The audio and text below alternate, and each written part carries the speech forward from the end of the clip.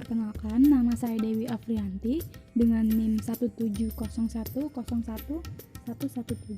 dari kelas C. Dosen pengampu Sari Meisayati, MSI APT. Saya berasal dari Sekolah Tinggi Ilmu Farmasi Bakti Pertiwi, Palembang. Yang pertama, pengertian.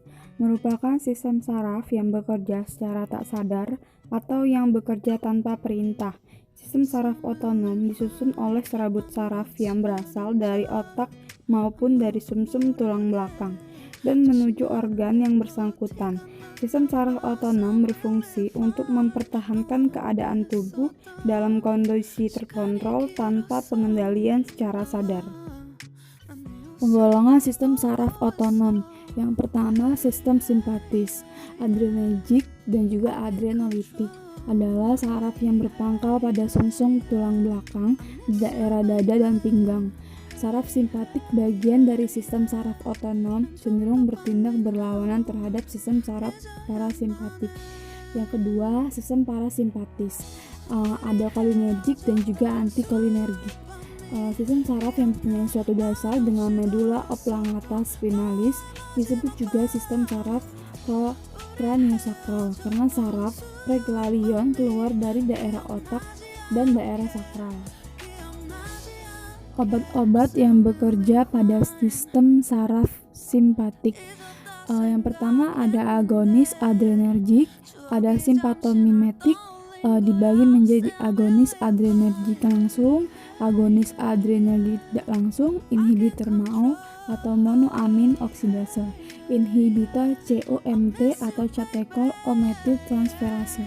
Yang kedua ada antagonis adrenergik simpatolitik, dibagi menjadi A blocker dan juga B blocker.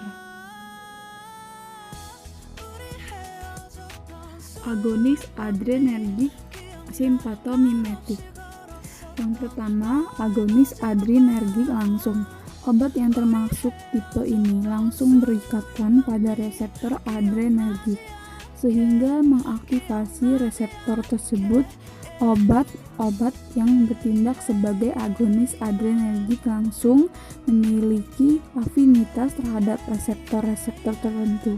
Misalnya yang pertama, norepinefrin memiliki afinitas terhadap reseptor A dan juga B1. Yang kedua, epinefrin memiliki afinitas terhadap reseptor B1 dan juga B2. Yang ketiga, isoproterenol memiliki afinitas terhadap reseptor B1 dan juga B2. Contoh senyawa obat. Ada epinefrin. Interaksi obat dapat terjadi gangguan irama jantung jika epinefrin digunakan bersamaan dengan cisaplid, idapamid, atau quinidin. Meningkatkan tekanan darah jika digunakan bersama dengan linezolida. Efek sampingnya berkeringat, mual, muntah, gelisah, pusing, gangguan irama jantung, gangguan pernapasan, lemas, kulit pucat. Obat yang beredar di pasaran ada contohnya Pinef. Agonis adrenergik tidak langsung. Yang pertama, menghambat reuptake. Jika NE banyak atau tidak digunakan, maka akan mengalami reuptake masuk kembali ke sel saraf semula dan disimpan dalam granul. Yang kedua, menghambat MAO atau monoamin oksidase karena MAO lah yang mengaktifasi neurotransmitter. Yang ketiga, menyebabkan pelepasan NE atau norepinefrin. Contoh senyawa obat.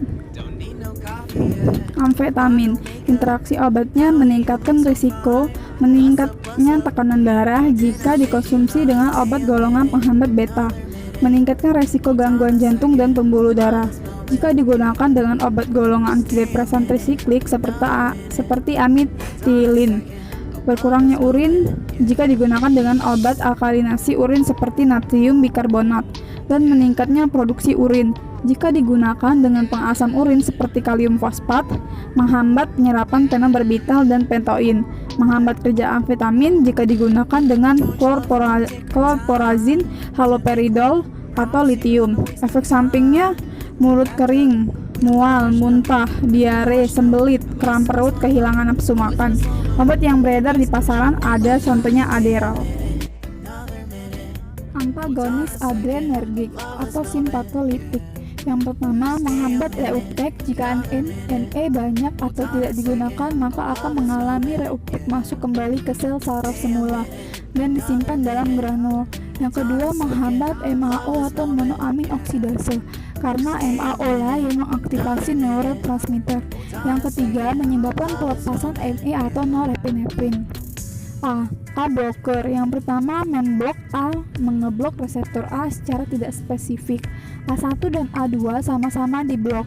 Contoh obatnya fenotalamin. Fungsinya vasodilator. Yang kedua, memblok A1 spesifik hanya untuk A1. Contoh obatnya ada prazolsin. Fungsinya sebagai obat antihipertensi. A1 menyebabkan vasokonstriksi. Yang ketiga, memblok A2 spesifik hanya untuk A2. Contoh obatnya ada yohibin. Contoh senyawa obat.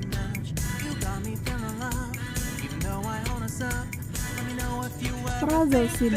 Interaksi obatnya ACT-buto, alprenol, atenol, kodisat, dan talofil.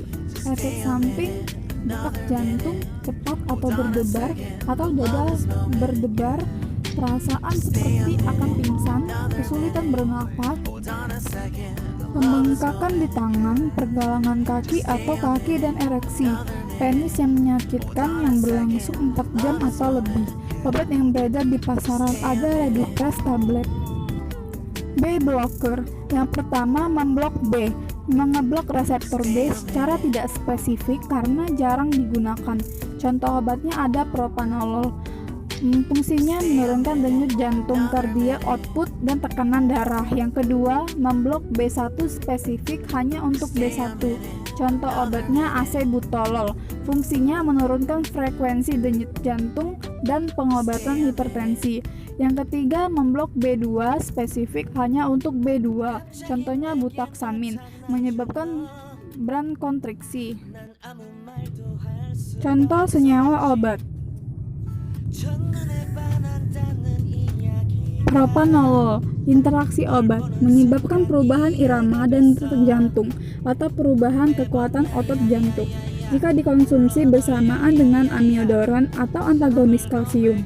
Beresiko menimbulkan depresi jika dikonsumsi secara berkelanjutan dengan obat reserpin. Menurunkan efek antihipertensi jika dikonsumsi dengan OINS. Efek sampingnya mual dan muntah, konstipasi, diare, kram perut, insomnia, hipotensi. Obat yang beredar di pasaran ada propanolol, Farmadral, dan Liblok. Obat-obat yang bekerja di sistem saraf parasimpatik.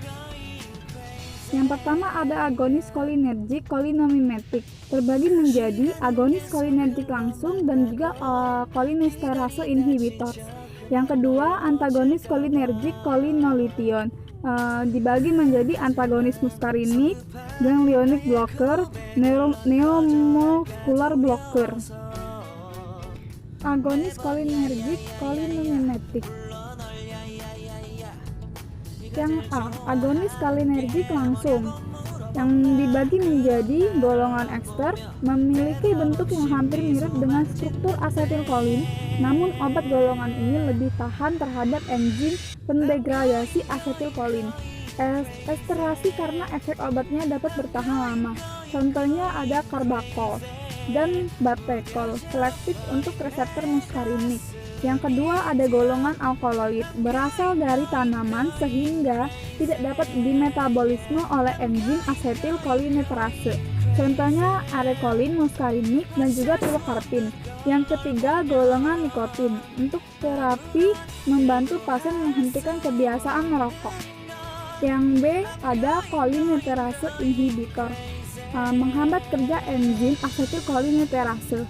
Pembagiannya yang pertama ada inhibitor reversibel, menghambat interaksi asetilkolin dengan enzim asetilkolinesterase. Namun setelah waktu tertentu, kompleks tersebut bisa lepas sehingga kadar asetilkolin akan meningkat. dan biasanya digunakan untuk penyakit yang kadar asetilkolinnya turun.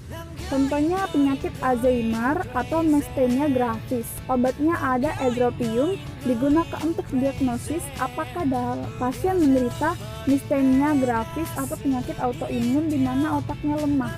Nah, yang kedua obatnya ada neostigmin dan juga piridoxigmin untuk terapi secara peroral. Yang kedua ada inhibitor irreversible, bukan obat, memfosforilasi enzimnya sehingga enzim teraktivasi. Namun sayangnya kurang selektif dibanding golongan di atas sehingga bisa menghambat berbagai enzim yang ada di serimnya. Jika asetilkoliniterase dihambat kuat, maka kadar asetilkolinkan meningkat karena tidak ada yang mengaktifasi. Akibatnya seolah-olah otot terasa kuat dan juga keringat berlebihan. Yang ketiga, biasanya golongan senyawa ini digunakan pada insektisida. Yang keempat, yang lebih bahaya adalah senyawa organofosfat bisa menembus semua membran, kulit, bahkan barier dalam darah. Yang selanjutnya ada antagonis kolinergik kolinolitiol. Dibagi menjadi antagonis muskarinik, di mana obat bersifat kompetitif terhadap asetilkolin pada reseptor asetilkolin muskarinik. Contohnya atropin. Scopolamin mencegah motion sickness. Pusat mual diatur oleh ACH. Maicaranik di mana termasuk mual muntah dan dapat digunakan antihistamin seperti dimenhidrat. Yang contoh selanjutnya ada ipotropium atau bronkodilator, mencegah kontraksi. Obat bronkus dengan inhibitor sistem saraf parasimpatik dikombinasikan dengan salbutamol untuk memacu sistem saraf simpatik. Pembagiannya yang kedua ada ganglionic blocker, mengeblok aksi asetilkolin pada reseptor nikotinik pada semua ganglion otonom. Yang ketiga ada neuromuscular blocker, mengeblok interaksi asetilkolin pada reseptor asetilkolin nikotin di sel otot spesifik sehingga menghasilkan reaksi otot. Contohnya tubuh curare, racun yang biasa digunakan ujung anak panah orang India, curare, sehingga musuh yang terkena akan lumpuh. Yang kedua ada danterolin, mengobati matrinat hipertemia.